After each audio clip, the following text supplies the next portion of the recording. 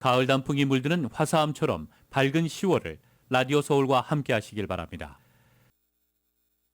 강혜신의 오늘의 미국.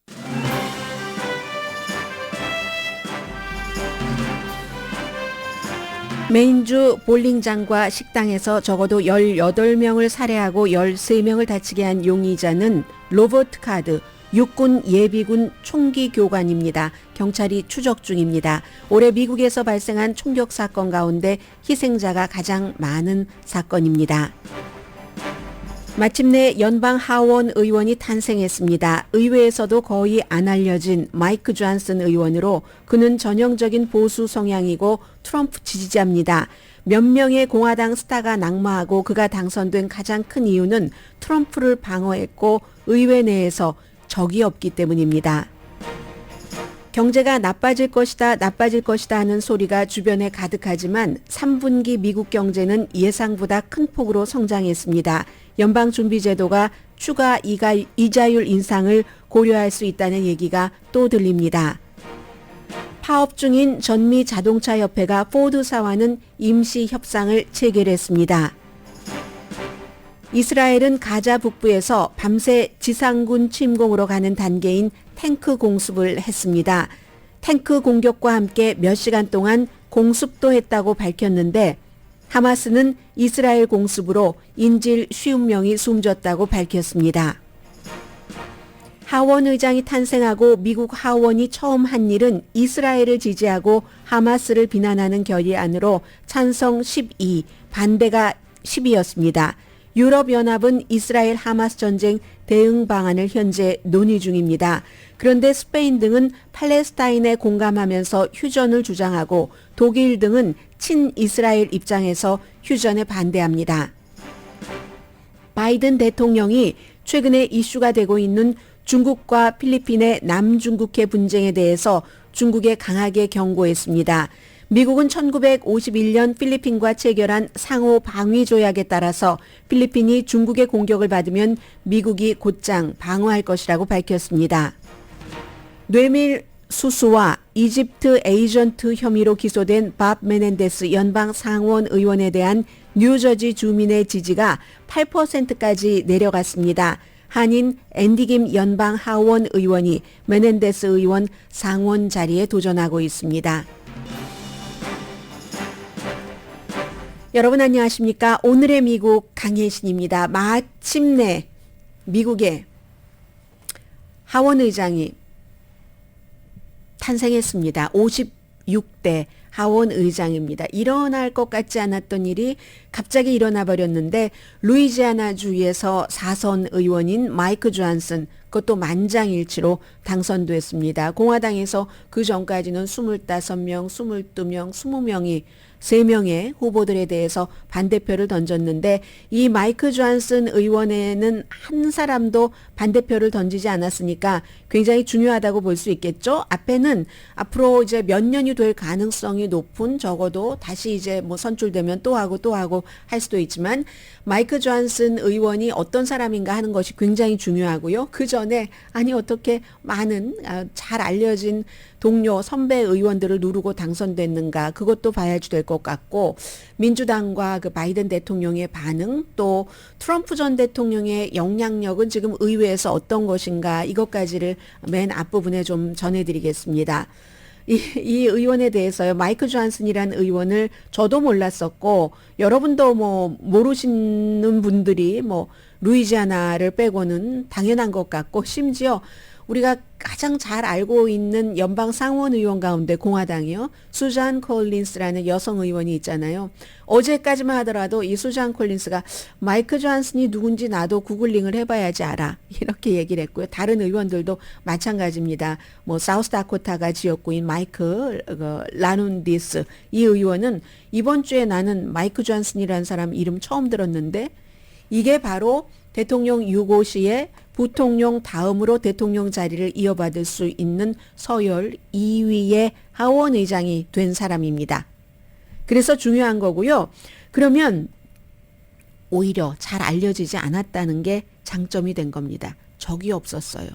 적이 없어서 그랬다는 것이고 잘 알려진 의원들이 줄줄이 낙마하고 이제 가장 큰 것은 공화당도 사람들을 의식하는 거죠. 우리가 이거 3주일 동안 뭐 하원 의장도 쫓겨내고 나서 뽑지 못하는 거, 이 평판이 계속 나빠지고 있다는데, 그리고 또 지쳤고요. 3주일 동안 계속 그 일만 하려니 얼마나 지쳤겠습니까? 그런 일도 있고 더 이상은 안 된다 하는 당혹감도 있고, 그리고 이제 무엇보다 이제 적이 없었다, 이 내부에서. 그런데 이 마이크 존슨 의원이라는 사람도 대단한 사람인 것은 분명한 것 같습니다. 루이지아나가 이번에 하원 의장을 뽑을 때 제일 처음에 후보가 되고 나서 가장 많은 표를 받았지만, 이거 내가 뭐 프리덤 코커스 등의 지지를 못 받겠는데 하고 스스로 사임을 했잖아요. 스티브 스칼리스가 바로 루이지아나주인 겁니다. 그 사람이 훨씬 이제 전임자니까 처음에 2016년도에 당선돼서 2017년도에 지금 하원 의장이 된 미국의 56대 마이크 존슨 하원 그 의원이 그 당시에 딱 들어오니까 스티브 스칼리스가 해준 얘기가 처음에 조심해야 된다. 어떤 말하자면 레이블, 저 사람은 어떤 뭐 개파야 뭐 예를 들어서 그런 게 붙으면 안 돼 하고 강조를 했다고 하죠. 해서 이제 그동안 계속 이제 로키로 그렇게 6년을 지낸 뒤에 조용히 지내니까, 그리고 또 이 사람이 좀 예의 바르고 나이스 가이랍니다. 그러니까 뭐 적을 만들 이유가 없잖아요. 거기다 대고 또 하나 더 중요한 이유인지도 모릅니다. 지금 공화당 내부에서는 아직도 적어도 하원에서는 상원 아니고 트럼프를 지지하지 않으면 힘을 못 받습니다. 어떤 사람은 트럼프를 너무 지지해서, 어떤 사람은 트럼프에 대한 지지가 약하다고 이 사람 이전에 세 사람이 하원 의장에서 떨어진 거잖아요. 이 사람은 트럼프를 강하게 나중에 끝까지 그를 대통령으로 만들려고 엄청 보호를 했었던 그것 하나 있고, 그 밖에는 로키로 일을 했습니다. 보수적인 사람이고요. 보수적이지만 프리덤 코커스 소속이 아니라 공화당에서 가장 전형적이고 가장 많은 사람들이 멤버로 있는 그 모임, 미팅, 코커스, 이 스터디 커미티에 소속된 사람이고, 그렇지만 거기서도 최고 높은 사람은 아니었습니다. 그런 것들이 있고, 그렇기 때문에 민주당이 악마화하기 힘든 사람이 마이크 존슨 새로운 하원 의장입니다.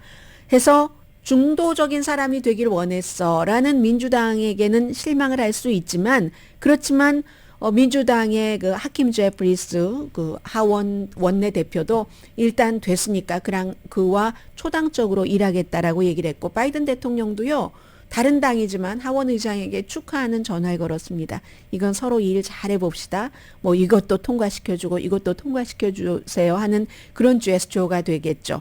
적이 될지 동지가 될지 알 수 없습니다. 그럼 미국의 56대 하원 의장은 어떤 사람인가? 51살. 아버지가 루이지아나주에서 소방관이었습니다. 그래서 어렸을 땐 본인도 소방관이 되는 게 꿈이었다고 하죠. 그런데 아버지가 어느 날 공장에 불이 났는데 그 불을 끄다가 거의 사망할 뻔했고 장애인이 됐습니다. 그 뒤에 루이지아나 주립대학교에 가서, 그리고 법대도 루이지아나 주립대학에서 공부를 하고 난 뒤에 한 20년 정도를 헌법 전문 변호사로서 일을 하다가 잠깐 루이지아나 주 의회에서 의원으로 일했고, 그리고는 이제 4선 연방 하원 의원이 된 겁니다. 라디오 터크쇼 호스트도 했어요. 그래서 말을 잘하죠. 아주 보드랍게. 그리고 네 아이의 아버지, 복음주의 기독교인, 와이프도 자격증이 있는 기독교 상담사. 이 루이지아나주에서 동성결혼에 대해서 막으려고 엄청 법적으로 애를 썼었던 사람이고요.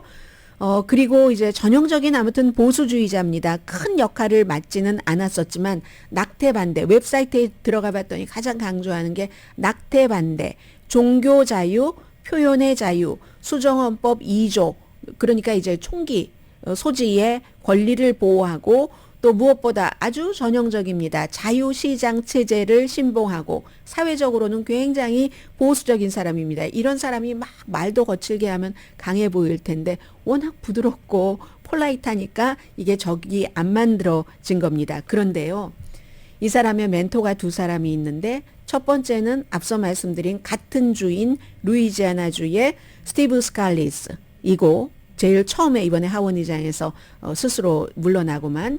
그리고 두 번째가 누구냐면 짐 조던입니다.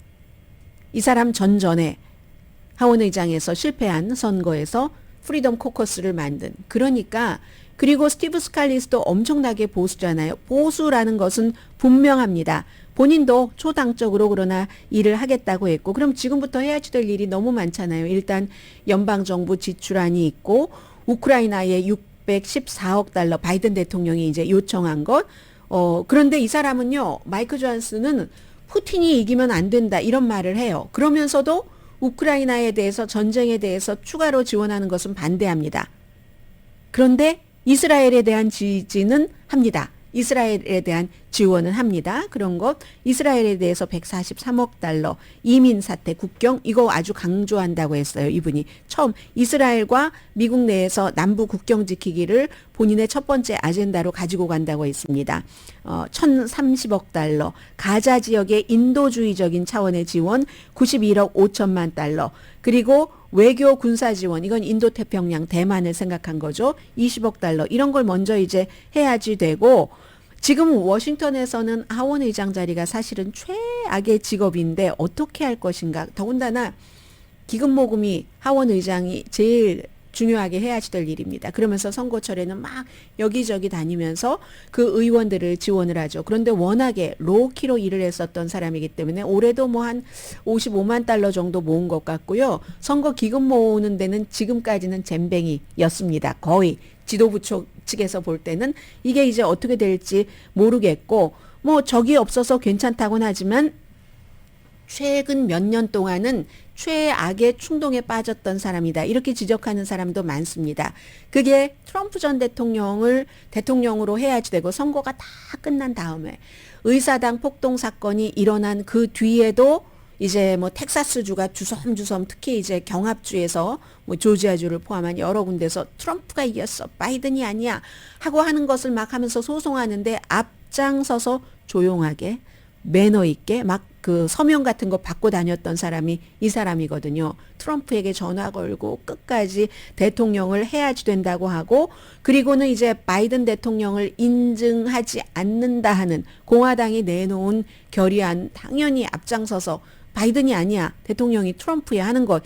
이 점에 대해서 민주당에서는 아주 걸끄럽게 그 생각을 하고 있기 때문에 글쎄 2024년도에 트럼프가 대통령이 당선되지 않고 뭐 지금으로서는 어떻게 될지 알 수 없지만 거기까지 갈 수 있을지 없을지 사법 그 리스크가 하도 많기 때문에 만약에 2024년도에 바이든이 대통령이 된다면 2021년처럼 똑같이 이 사람이 행동하지 않을까? 그때 이제 뭐 하원 의장이 계속 하원 의장일 확률이 많으니까요. 그걸 민주당에서는 굉장히 신경을 쓰지만 또 지금 공화당은 여전히 한 사람만 마음에 들지 않으면 이 사람도 언제든지 쫓아낼 수 있습니다.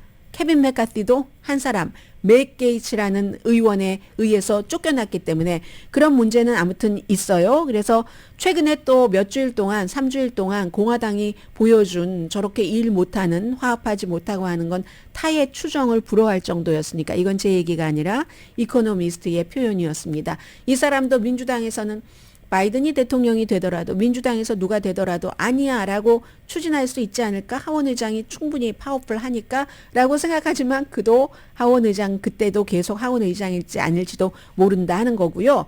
중요한 것은 미국에 56명 이번까지 연방 하원 의장이 있었지만 매너는 보드라와도 가장 보수적인 하원 의장이다. 전문가들은 그렇게 보고 있습니다. 그래서 바이든 캠페인에서는 대통령은 전화 걸어서 축하합니다. 앞으로 일 잘해봅시다. 이렇게 하면서 바이든의 캠페인에서는 마가 마이크다. 마이크 존슨. 마가 마이크다. 이렇게 딱 그 같이 놓고요. 아무튼 어떤 사람은 짐 조던이라는 두 번째 이제 그 사람들이 공화당에서조차 비밀 투표를 해서 후보에서 그냥 쫓아내버리고만 프리덤 코커스를 만든 짐 조던 의원과 이 사람을 마이크 존슨을 비교를 할 때 뭐 마이크 존슨의 멘토가 짐 조던이라고는 하지만 짐 조던은 양복 안 입는 걸로 유명하잖아요. 이 사람이 얌전하게 양복 입고 그리고 좀 보수적으로 보이는 안경을 쓰고 좀 덜 짜증나는 목소리를 가진 짐 조던이다. 이퀄이다 라고 얘기하는 사람도 있습니다. 애틀란틱의 데이빗 그레함이라는 정치 전문가가 얘기를 하는 그런 겁니다.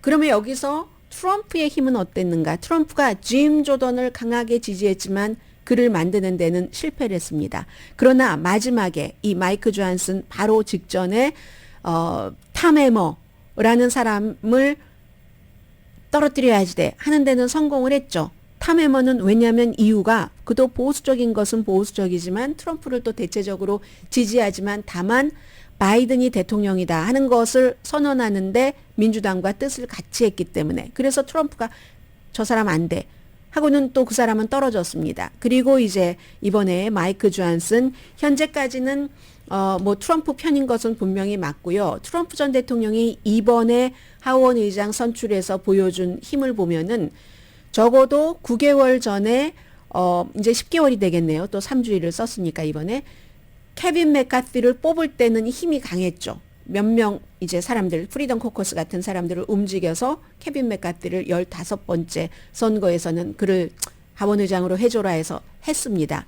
그런데 이번에 보면은 여전히 영향력은 있지만 누구는 되게 하고 누구는 못 되게 하고 하는 것을 보면은 영향력은 있지만 트럼프의 영향력은 의회에서도 예전 같지는 않구나 이런 것 정도 볼 수 있습니다.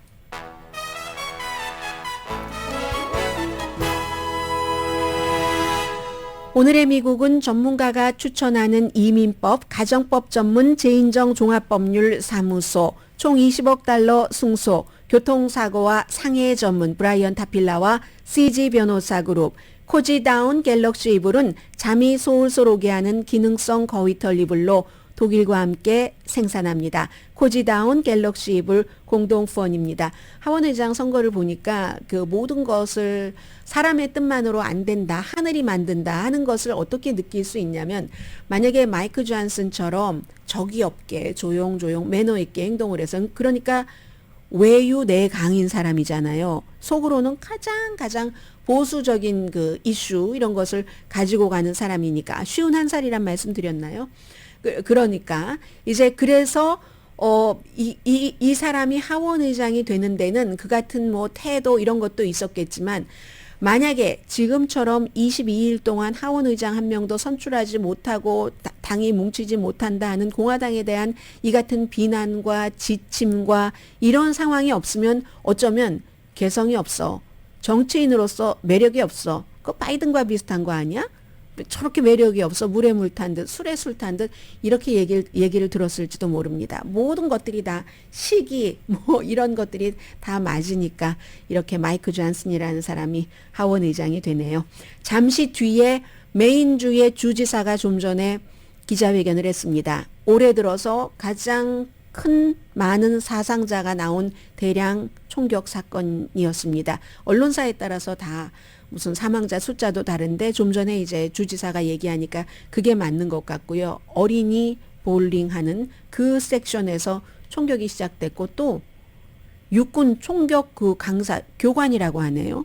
아 이런 일이 있을 수가 일어났죠 이미. 잠시 뒤에 이스라엘 사태와 함께 전해드립니다.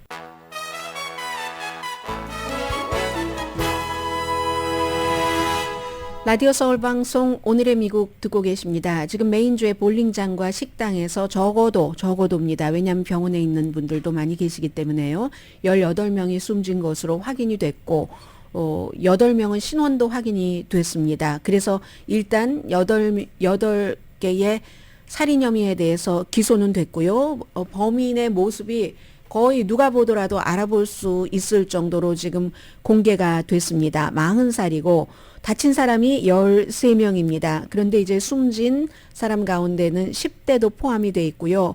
왜냐하면 그 청소년 볼링 행사 있는 그것부터 총격 사건이 시작이 됐습니다. 그래서 뭐 어떤 분들은 뭐 핀머신 그곳에 숨었다가 경찰이 올 때까지 살아날 수 있었다 이런 얘기도 하고 있는데 루이스턴이라는 지역인데 메인주가 인구가 그다지 많지 않기 때문에 루이스턴이 인구가 38,000명인데도 메인주에서는 두 번째로 인구가 많은 도시랍니다. 자넷 밀리츠 민주당 주지사죠.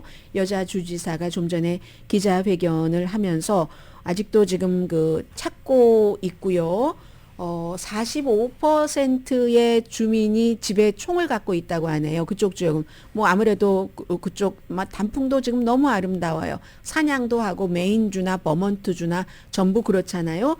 그런 곳인데 용의자가 40살의 로버트 카드인데 현재 육군 예비군 총기 교관이랍니다. 이 총기 그 인스트럭터래요. 그리고는 이제 군용 총기를 가지고 저렇게 휘둘렀으니까 한 사람이 18명을 순식간에 숨지게 할 수 있는 거죠. 그래서 특히 이제 이 남부 그 루이스턴이 있는 남부 쪽 지역은 지금 전부 뭐 학교도 문 안 열었고요. 사람들에게 주지사가 나오지 말아라 이런 얘기를 하고 있고 옆에서 학교 그 베이츠 칼리지에서도 막 총격 사건이 일어났었을 때 저녁이었으니까 어제 뭐 학생들 파티하고 생일 파티하고 하는 거 다 중단됐고 그때부터 지금까지 메인주는 경악, 두려움 그 자체입니다.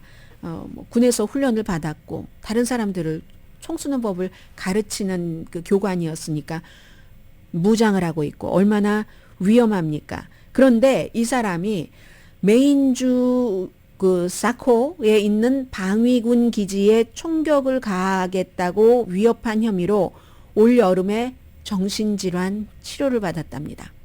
정신질환 치료를 받고 있는 사람. 그리고 누군가는 지금 아직 처음이기 때문에 많은 얘기가 나오고 있진 않아요. 그래서 누군가의 목소리를 들었다 뭐 이런 얘기를 들은 사람도 있다고 얘기를 하고 그러니까 늘 이런 총격 사건이 일어나면은 언제나 온전한 정신의 사람이 온전한 정신 상태의 어린아이들이 볼링하고 있는데 가서 총을 쏘겠습니까?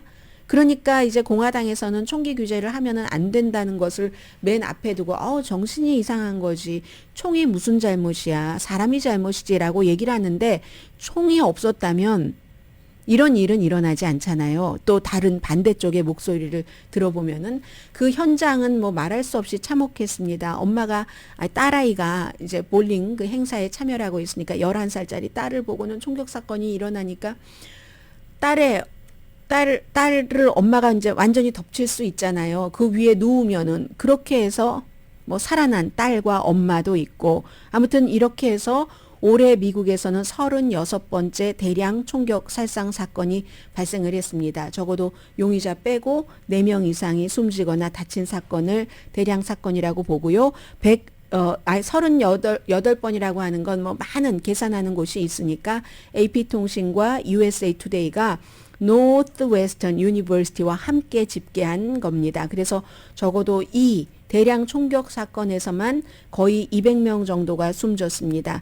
당연히 바이든 대통령이 지금 뭐 하원 의장이다, 이스라엘이다 이런 여러 가지 집중하지만 국민의 생명이 제일 우선이니까 당연히 이제 자넷 밀스 메인주의 주지사와 전화 통화도 하고 5일 동안 이제 반기 조기를 거는 것 이런 것 명령을 내렸고요.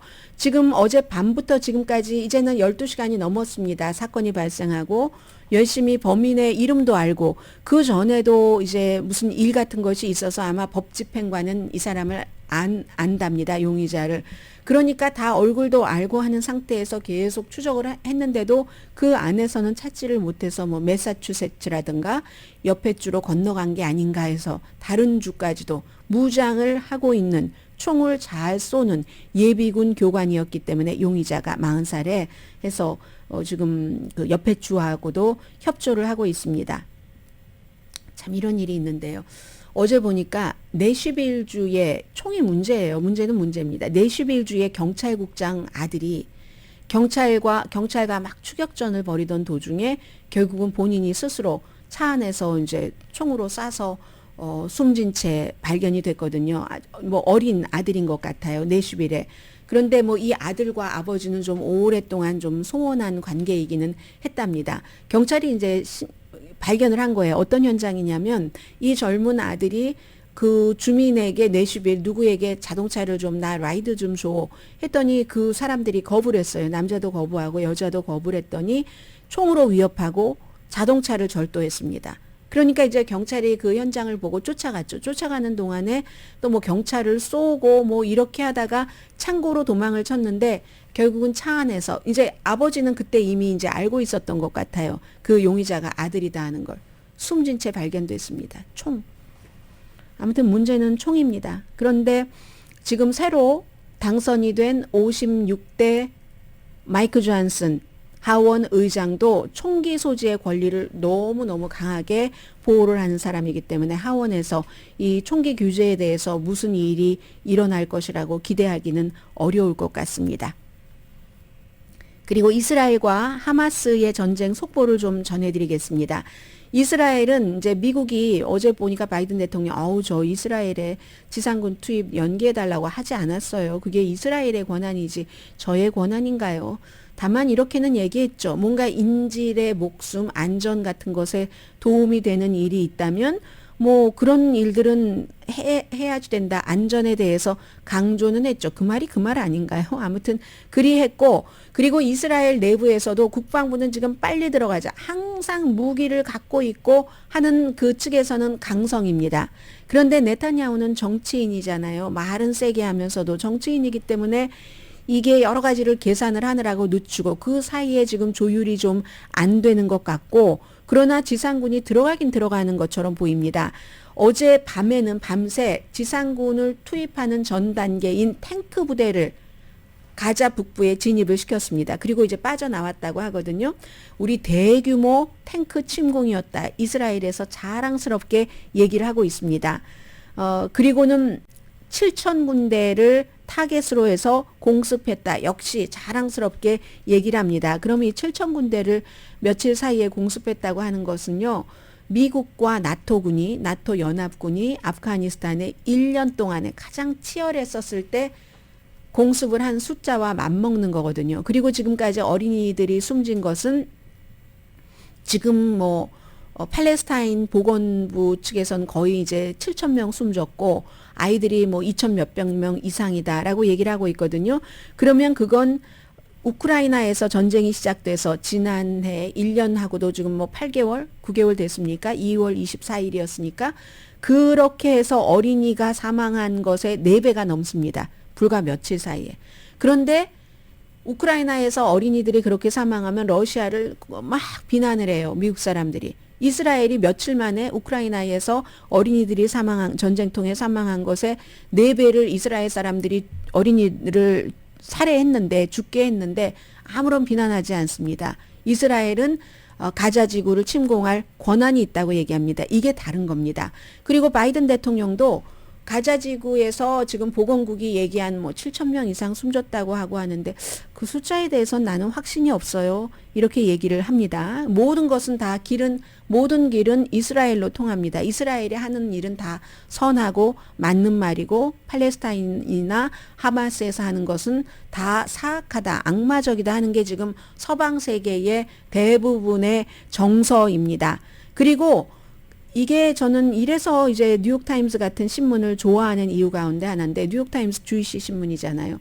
그리고 처음에 가자 지구의 그 병원 폭발에 대해서 처음에는 뉴욕타임스나 많은 미국 매체들이 이스라엘이 한 것 같아라고 얘기하다가 이스라엘과 미국의 국방부가 여러 가지 얘기를 하니까 폭발물이 이렇게 있었는데 그 폭발물을 보니까 하마스가 아닌 그 가자 지구의 또 다른 어떤 그 지하드 세력이 라켓을 이스라엘로 쏘다가 실패한 거야. 이렇게 얘기를 했잖아요.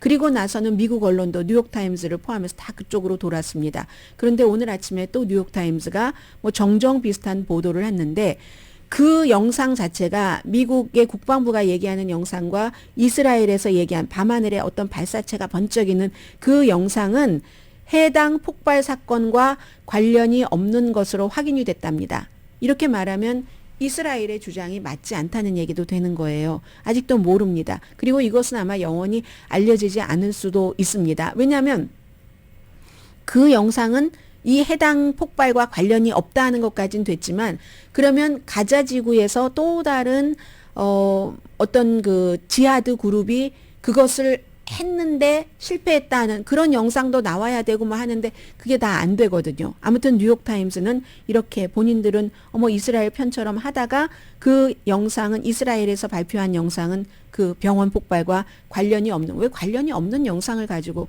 그런 주장을 하는지 모르겠습니다. 아무튼 그리고 하마스는 이란에서 하마스의 정예 부대들이 지금 훈련하고 있다고 하고요. 또 하나 이스라엘이 어제 자랑스럽게 얘기한 우리가 탱크도 들어갔다가 나왔어. 그리고 공습을 많이 했어. 라고 하는데 하마스는 이것이야말로 맞을지 맞지 않을지 알 수 없습니다. 하마스가 그래 이스라엘의 그 공습으로 약 50명의 인질이 숨졌어. 이것을 알려주마 하고 좀 전에 좀 전은 아닙니다. 한두 시간 전에 하마스가 발표를 했는데 아직 확인할 길은 없습니다. 그리고 미국에서는 전폭적으로 이스라엘을 지지하죠. 어제 이제 마이크 존슨 하원 의장이 나오자마자 바로 결의안을 통과시켰습니다. 이스라엘을 지지하고 하마스를 비난하는 결의안인데 거기에 반대가 10표가 있었거든요. 400 몇십 명이 찬성을 한 거예요. 반대하는 사람은 10명인데 9명은 아무튼 민주당이었어요. 한 명이 그럼 공화당인가요? 누군가요? 민주당인데 짐작하실 만한 분입니다. 다들 라시다 틸라이브는 미국에서 유일하게 팔레스타인계니까 이 사람은 강하게 발언을 했어요. 이스라엘은 인종 분리 국가다. 말하자면 얼굴색 하얀 이스라엘. 그래서 서방도 종교 문제도 있지만 그래서 이스라엘을 지지하는 것이고 아랍, 팔레스타인 얼굴 색깔이 다르다 이겁니다. 그래서 남아프리카 공화국에서 인종 분리 정책을 쓰는 것처럼 이렇게 이스라엘도 인종 분리 국가다라고 얘기를 했고요. 일한 오마르, 미네소타 스카프 두르고 다니고 하잖아요. 무슬림입니다. 이 의원은 이스라엘인에 의해서 납치된 팔레스타인의 생명들도 애도하지 않는 한 이 결의안에 찬성할 수 없다.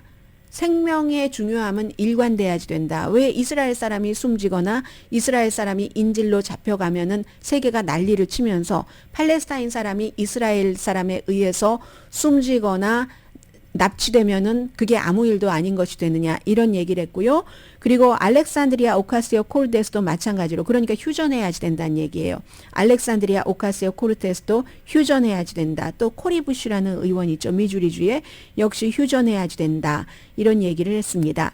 27명의 유럽 연합 지도자들은 지금 회의 중입니다. 회의 중인데 이게 만만치 않은데요. 단결을 보여주고 싶겠죠. 단결되는 모습이 안 나올 것 같은데요. 팔레스타인 쪽에 조금 심정적으로 다가가는 사람들, 그런 국가들이 스페인, 포르투갈, 아일랜드입니다. 대표적인 국가가 스페인, 포르투갈, 아일랜드는 어떻게 생각을 하냐면 75년 동안 원래 팔레스타인 땅이었던 곳에 이스라엘이 점점 인구가 늘어나면서 48년도에 영국의 백업으로 국가를 만들고 그 뒤부터는 75년 동안 팔레스타인을 너무 잔혹하게 학살하고 그야말로 억압하고 사람답게 살 수 없도록 만들었다. 그리하여 급기야 하마스라는 괴물까지 만든 거다. 뭐든지 다 해봐도 안 되니까. 이런 쪽의 그 심정을 이해를 하는 거고 무엇보다도 물론 이스라엘 사람들이 1,400명이 잔혹하게 숨졌다 할지라도 지금 7,000명이 넘는다고 하던데 숫자야 정확성이야 그렇다고 할지라도 훨씬 많은 사람이 숨진 건 사실인 거고 이스라엘은 언제나 적어도 10배로 갚으니까요. 그런 건 사실인데 이런 상태에서 하마스가 아닌 주민을 그럴 수가 있느냐 하는 게 스페인, 포르투갈, 아일랜드입니다. 그래서 이런 국가는 휴전하는 게 맞다라는 거고 그에 비해서 독일, 오스트리아, 헝가리 이런 다른 국가들은 친이스라엘 입장입니다. 그러니까 휴전에 반대하는 겁니다. 그러면 어떻겠어요? 성명 발표할 때는 애매모호하게 이스라엘에 외교적인 압박을 가하는 지상전을 하더라도 좀 살살하고 민간인 피해를 줄이게 하고 미국과 비슷한 입장 아니겠어요? 지금 비공개 회의를 하고 있는데 그 사이에 가자 지구에서는 안전한 곳이 한 군데도 없습니다. 공습이 절대로 안 받을 만한 곳 100% 공습에서 안전한 프리존이 있다고 하더라도 연료가 없습니다. 물이 없고 식량이 없어서 약이 없어서 사람이 숨집니다. 아이가 이미 공습을 1차 공습을 당했어요. 그런데 약이 없어서 숨져가는 아이를 부모가 지금 바라보면서 울면서 울 기운도 없습니다. 못 먹어서. 그게 지금 가자 지구의 많은 사람들의 형편입니다. 포위 공격을 하니까 밖에 나오지 못하도록 하고 가라 그러는데 어디로 가요? 공습하고 하면서. 그러니까 레제프 타이프 에르도안 터키 대통령이 이런 때는 독재자들도 한마디씩 쑥쑥 하면서 인기를 조금 올립니다. 뭐라고 얘기를 하냐면은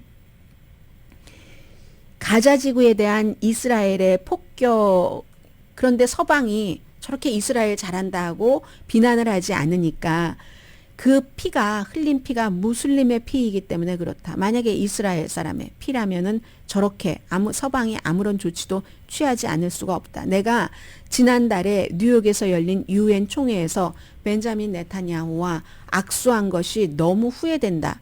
이렇게 얘기하면 아랍권에서는 터키의 독재자인 에르도안 대통령의 지지도가 확 올라가는 거죠.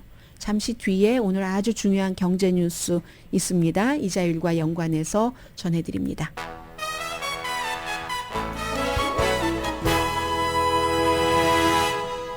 라디오 서울 방송 오늘의 미국 듣고 계십니다. 오늘도 뭐 나스닥 엄청 내려가고 S&P 500도 52포인트, 나스닥은 지금 200포인트 이상 내려가고 있고 다우지수도 전부 내려가고 있습니다. 이자율 변동 여부 같은 것도 생각을 하겠죠. 투자가들은 미국 경제가 올해 3분기에 7, 8, 9월 달에 좀 약해질 것이다. 이렇게 많이 예상들을 했는데 그 예상을 깨고 큰 폭으로 성장했습니다. 1년 전에 비해서 4.9% 성장했거든요. 국내 총생산 GDP가 4.5% 성장하지 않을까라고 예상을 했는데 이게 2021년 마지막 그 분기 이후에 가장 큰 폭의 상승이랍니다. 개인 소비 지출이 많이 증가했대요. 4% 해서 전체 성장에 2.7% 도움을 줬고, 그러니까 지금 아직까지도 그 일자리가 좀 탄탄하잖아요. 그러니까 사람들이 뭐 고용된 사람들이 저처럼 뭐 봉급을 더 요구할 수도 있고, 또 봉급이 더 늘어나니까 소비를 더 할 수도 있고, 여름에 콘서트, 영화 굉장히 많이 썼잖아요. 이게 아마 그 테일러 스위프트 공연뿐만이 아니라 테일러 스위프트 그 다큐멘터리 영화하고 마틴 스콜세이지의 새로운 그 영화, 정말 대단한 그 영화하고 딱 붙었는데 테일러 스위프트를 못 이겼다고 하잖아요. 참, 그 가수 정말 매력적인 가수죠. 여러 가지 무슨 그 비즈니스 운영 방식을 포함을 해서. 그리고 비욘세도 돈을 많이 벌어주는데 역할을 했고, 또 뭐가 있었을까요? 바비. 핑크 열풍 대단했잖아요. 그래서 이제 소비자가 지출을 하니까 소비 지출이 미국 경제의 4분의 3이니까 이런 결과가 나오는 거고, 가장 최근에 7월까지의 그 2, 4분기에는 2.1% 성장했는데 3, 4분기에 이게 뭐 4.9%니까 2배 이상 성장을 한 거잖아요. 그런 것들 때문에 그렇다 하는 겁니다. 연방 지출도 뭐 계속 괜찮았고, 세계 그것도 세계 최대의 경제죠, 미국이. 경기 침체에 빠질 가능성이 있어. 이젠 정말 나쁠 거야 하는 그런 예측과 뭐 예언과 예시, 여기에 점점 의문을 제기하는 경제 그 지수가 계속 발표가 되는 겁니다. 그러면 오늘이 26일이네요. 다음 주가 10월 31일, 11월 1일 이틀 동안 연방준비제도가 이자율 인상 여부를 결정을 하는데, 뭐 꼭 이 데이터를 완전히 참고하진 않겠지만, 뭐 지금 영국 쪽에서 나오는 얘기 보면은 다음에도 뭐 올릴 수도 있을 것 같기도 하고, 이런 얘기들을 많이 하거든요. 2%로 이 인플레이션을 놓으려고 하는데 아직은 그보다 훨씬 뭐 1.5배 정도, 1.5배는 조금 안 되지만 그 정도 되고 있기 때문에, 야, 연준이 아마 또 이자율을 올릴 것 같다, 이렇게 지금 생각하는 그런 면이 많이 있습니다. 그래서 지금 그렇고요. 아무튼 최악의 예측들을 계속 뭐 무시해오고 있다는 건데, 그런데 하나는요, 소비자들이 팬데믹 때 좀 돈을 이렇게 저렇게 모아서 저축을 해놨던 사람들이 이제야말로 정말로 돈이 떨어졌대요. 거의 돈이 떨어져서 그 저축했었던 것에 마지막 여유분을 즐기는 소비가 아니었을까. 그래서 4, 4분기는 이것과는 다르다라고 생각을 아무튼 한다는 얘기입니다. 노동부가 뭐 오늘 또 발표한 것 보니까 실업수당 청구하는 사람의 숫자가 여전히 낮다는 얘기거든요. 일자리가 아무튼 많다는 얘기입니다. 그런 것. 그렇지만 이제 그 이후에는 변수도 있죠. 왜냐하면 자동차 그 노조 잠시 뒤에 말씀드리겠습니다만은 파업이 꽤 길었었잖아요. 몇 주일 동안. 그리고 또 미국 사람들 학자금 대출 상환 수백만 명 지금 해야지 되는 이런 것은 좀 압박을 받죠. 돈에 대해서. 그렇기 때문에 경제 성장에 4, 4분기는 분명히 영향을 받긴 받을 것이다. 그리고 내년에는 그럼 어떻게 되느냐. 지금으로선 더 불확실합니다. 중동 전쟁, 이스라엘과 하마스의 전쟁이 중동 전쟁으로 갈 것인가? 그럼 우크라이나는 어떻게 될 것인가? 이런 것 때문에 더욱 불확실하다. 그 사이에 이제 다음 주에 당장 이자율 인상 여부 이제 그런 게 있고요. 파업 중인 전미 자동차 협회가 포드사와는 임시 협상을 체결을 했습니다. 잠정적인 합의에 도달했는데 항상 잠정적으로 지도부가 합의하면 전체 그 멤버들의 투표를 받아야지 되는 거죠. 4년 계약 기간 동안 25% 임금 인상, 그리고 조립하는 그 분야의 근로자의 최고 임금이 시간당 $40. 포드 그리고 이제 제너럴 모터스와는 전에 23%를 제시를 했었고요. 아무튼 제너럴 모터스, 크라이슬러의 스텔란티스와는 협상 중이라고 합니다. 뭐 아무튼 제너럴 모터스와 협상 중, 그쵸? 포드와 이번에 협상을 한 거니까 노조의 인준은 받아야지 된다는 말씀 드리고요. 잠시 뒤에 우리에게도 중요한 미국과 필리핀 뉴스 전합니다.